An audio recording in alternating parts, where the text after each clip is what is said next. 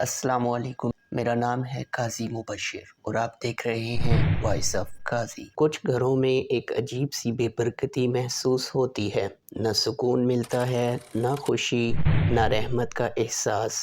बात बात पर लड़ाइयाँ हो जाती हैं, दिलों में घुटन सी रहती है और हम सोचते रहते हैं कि शायद यही हमारी किस्मत है। लेकिन ज़रा गौर करें तो हमें मालूम होता है कि हम खुद अपनी खुशियाँ सोशल मीडिया पे सजाते हैं, हर छोटी बड़ी चीज़ दुनिया को दिखाते हैं और फिर जब कुछ ख़राब हो जाए तो कहते हैं कि यार नज़र लग गई। ज़रा सोचिए, जब दरवाज़ा हमने खुद खोला तो अंदर आने वाली नज़र को इल्ज़ाम क्यों? और रसूल अकरम सल्लल्लाहु अलैहि वसल्लम ने तो साफ फरमा दिया था कि नज़र बद हक है। ये कोई वहम नहीं, ये एक सच्चाई है जिसे हम आज की वीडियो में समझने वाले हैं। आज हम एक ऐसी हकीकत पर बात कर रहे हैं जिसे अक्सर लोग बस वहम कहकर नज़रअंदाज कर देते हैं। हालांकि रसूलुल्लाह सल्लल्लाहु अलैहि वसल्लम ने वाज़ेह अल्फाज में फरमाया, अल आइनु हक, यानी नज़र बद हक है। ये कोई कहानी नहीं, न कोई अफसाना और ना ही कोई कमज़ोर अकीदा। ये एक तस्लीम शुदा हकीकत है जिस पर हमारे नबी सल्लल्लाहु अलैहि वसल्लम ने मोहर लगाई। लेकिन यहाँ एक बात बिल्कुल वाज़ेह कर लेनी चाहिए कि हर बीमारी,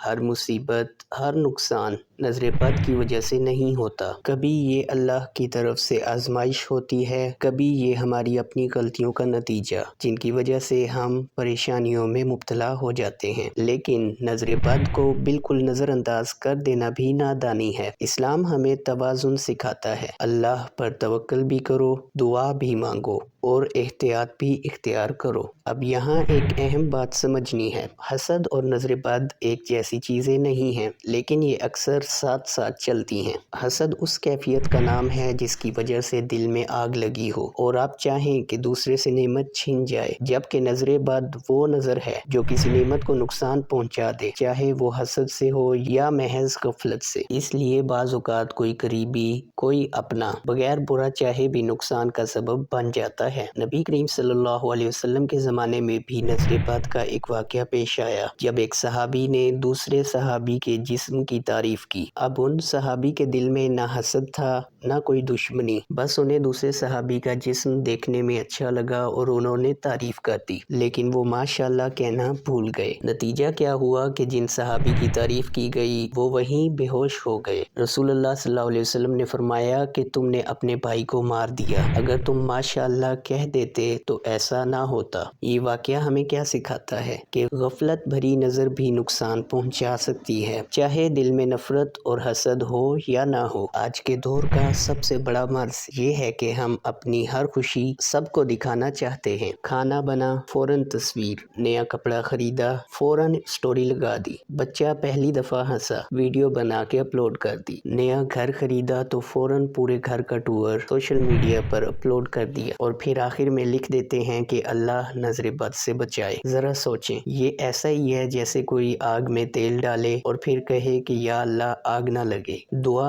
अपनी जगह है, लेकिन बेएहतियाती भी तो छोड़नी होगी। आज हमारी जिंदगियां खुली किताब बन चुकी हैं। हम बताते हैं कि हम कहाँ जा रहे हैं, किसके साथ हैं, क्या खा रहे हैं, यहाँ तक कि सोने जा रहे हों तो भी पोस्ट लगा देते हैं। नतीजा क्या निकलता है? जब आप अपनी ज़िंदगी का हर लम्हा सोशल मीडिया पर अपलोड करते हैं तो हज़ारों लोग इसे देखते हैं। अब इतनी बड़ी ऑडियंस के पास आपका लाइफस्टाइल, आप कैसे रहते हैं, आपके घरों में क्या चल रहा है, ये सब जब उन तक पहुँचता है तो देखने वालों में कुछ लोग ऐसे होंगे जो अल्लाह की याद से गाफिल होंगे, कुछ ऐसे होंगे जिनकी ज़िंदगी में ये तमाम आसाइशें नहीं होंगी जो आपके पास हैं। तो जब वो आपको देखेंगे तो उनके दिल में ख्याल तो जाएगा, तो इस ख्याल से जो उसके दिल में आएगा इससे आपको यकीनन नज़र लगेगी। कुछ नादान लोग ये कहते हैं कि हम अल्लाह पर तवक्ल करते हैं, हमें नज़र बद से क्या डर, जबकि ये आधा सच है। तवक्ल ईमान है, ये बिल्कुल दुरुस्त है, लेकिन एहतियात सुन्नत नबवी है। अंबिया कराम भी इस बात का ख्याल रखा करते थे। इसकी सबसे बेहतर मिसाल हज़रत याकूब अलैहिस्सलाम हैं। उन्होंने अपने बेटों को नसीहत की थी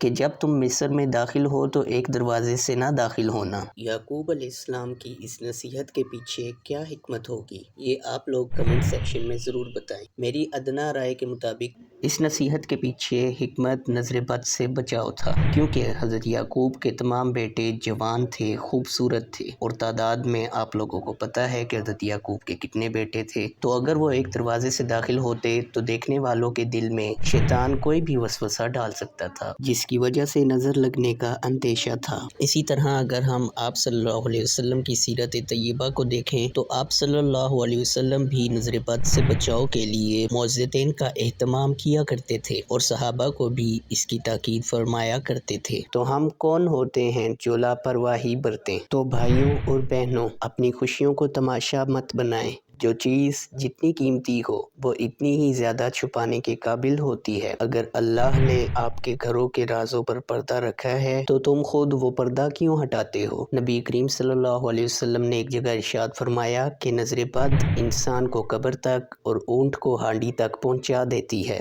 اس حدیث سے ہمیں نظر بد کا اندازہ ہو جانا چاہیے کہ یہ کتنی خطرناک چیز ہے۔ اگر آپ واقعی ہی اپنے گھروں کو نظر بد سے محفوظ رکھنا چاہتے ہیں تو یہ چھوٹی چھوٹی چیزیں اپنی عادت بنا لیں۔ صبح اور شام معوذتین پڑھیں۔ معوذتین یعنی سورہ فلق اور سورہ ناس۔